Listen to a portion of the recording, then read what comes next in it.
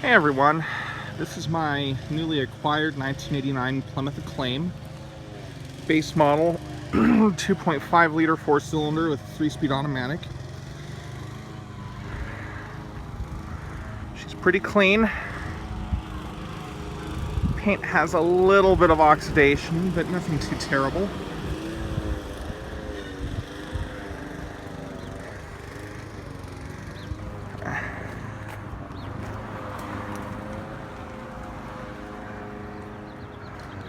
All in all, pretty darn clean little car. No mileage.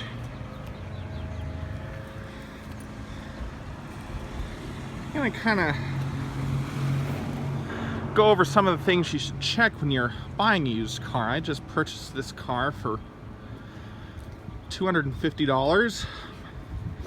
And most of the time when you buy a car for $250, you can't really expect a whole lot, but these have become my specialty, and I'm going to show you a few of the things that you should check now. One of the things you want to check at first are the tires. Now this is going to need new front tires, and you can tell they are definitely starting to go bald on the edges here. It's probably going to need an alignment, but it doesn't pull really hard left or right, but it could very well need an alignment done, and it definitely needs new front tires. Both of these look worn about equal, so it is very possible that the front end alignment is just a little bit sloppy. But it doesn't pull majorly one way or the other, so it's probably not way out of spec. Now the rear tires on this car seem to be in pretty darn good condition still. They don't have any major bulges, they're not dry rotted. When you get underneath, you'll see tread wear is even on these.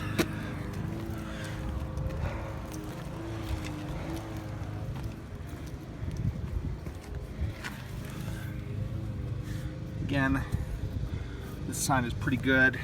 Underneath here, tread wear is pretty good. Now, when you're talking about cars that are this inexpensive, you're not going to want to be very picky about what you get. Now, the inside of this car is pretty darn clean. The headliner is beginning to sag a little bit, but not too bad. Dash is clean, no cracks. Some of the upholstery is a little bit stained, but again, nothing too terrible.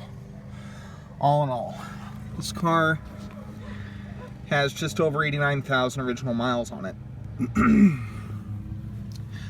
It was a one-owner car. The gentleman who owned it couldn't drive anymore. So,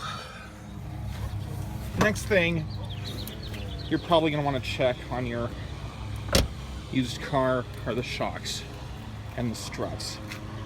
And when you do this, is you just want to get your foot or your hand on here. I'm going to use my foot because I'm holding my phone.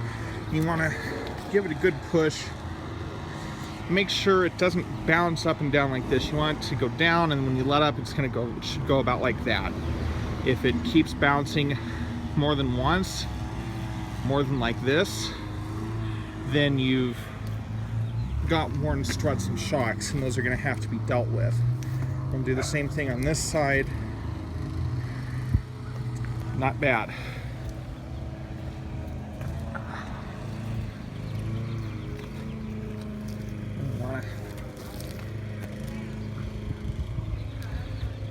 That seems pretty good.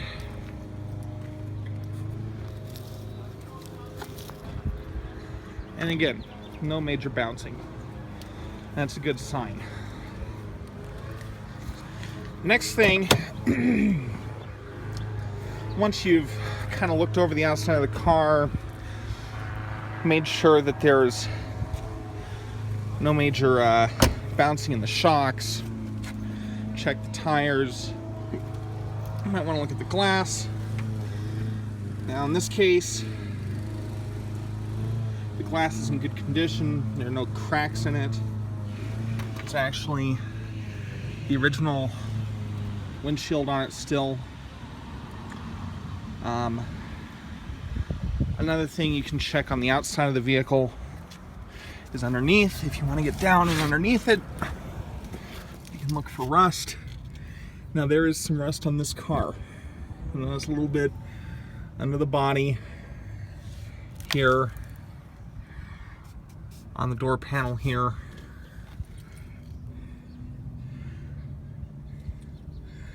It doesn't seem to be any major rust through, although there is some rust. This is really, I purchased this as a beater car. It's not gonna be repaired. A car like this is something that can get you from point A to point B and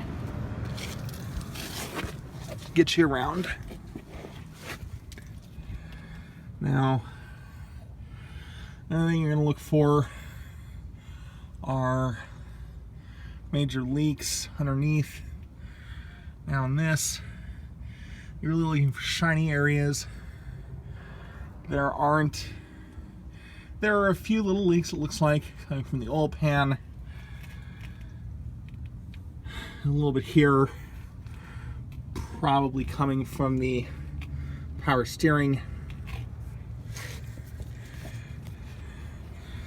So chances are it's going to need a new power steering rack.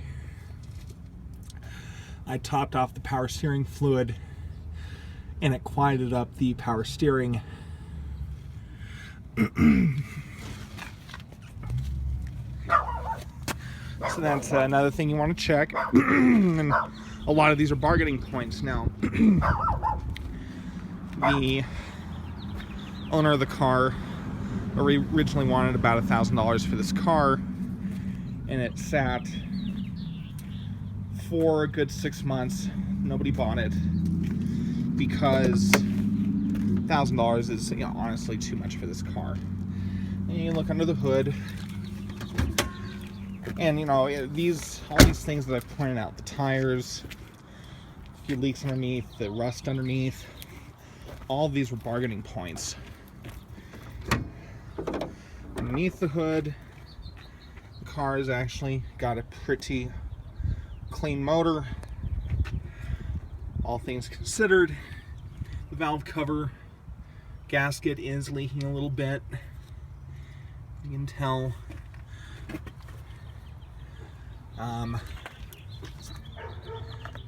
Brake fluid is up to the top, which is good. Want to make sure about that. You want to check your various fluids. Make sure that they're up to the top. Oil is definitely up to the top. I don't have a napkin to wipe this off right now, but I did check this before. Oil looks relatively clean, so it's probably been changed recently. Another thing you might want to check is the transmission fluid. Now in these cars, you want to have the car at good full operating temperature, run a good 5 miles, and you actually want to check the transmission fluid when it's running. We're obviously not doing that right now, but you want to make sure that the color of the transmission fluid is red, pink, something like what you're seeing here. You can smell it, make sure it doesn't smell burnt. This transmission fluid is in good condition. We can put that back in here. Got your power steering fluid back here, which again you can get into and check and make sure it's up to the top. This wasn't before, it was squealing, and I filled it up. The squealing went away, but again it does have a little bit of a leak that you noticed before underneath the car, it looks like it's coming from one of the seals on the rack. So it's probably going to need a new power steering, a steering rack. Again, if you don't mind putting in fluid, so long as there's not a whole lot of play in the steering, you're probably going to be okay. You want to make sure there's not a lot of play in the steering when you're buying a car. That can be a safety issue if there's something wrong with the steering rack that's major. Probably not something you want to deal with. Alright, so we've kind of gone over the outside of the car. We can start it up and listen to the engine run and make sure it sounds good. So I probably shouldn't have closed the hood actually, because I like to also get out and listen to the engine when it's started.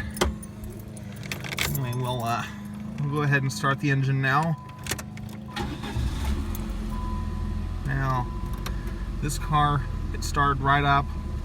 So what we want to listen for are any abnormal noises, such as knocks, pings, ticks, anything like that coming from the inside, belt squealing.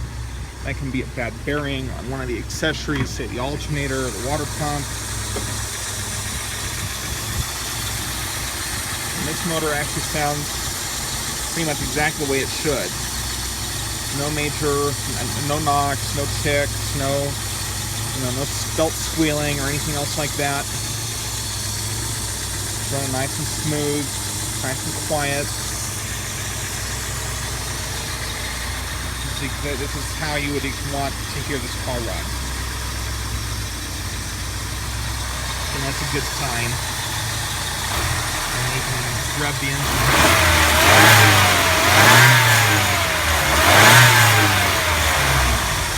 Then you'll notice over here,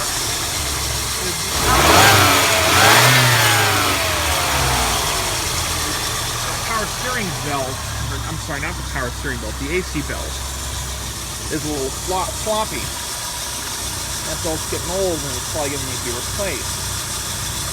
Now for me, I already know that the AC on this car does not work. So what I'll probably end up doing is I'll probably just end up taking that belt off. I have no intention of fixing the AC on this car, and it's just not worth the hassle.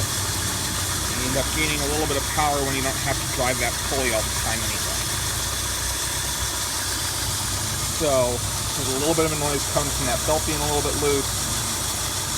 Another bargaining point to bring up when you're looking to buy a car. Now we've heard the car run, probably going to want to take it for a test run. So we'll go ahead and work on that.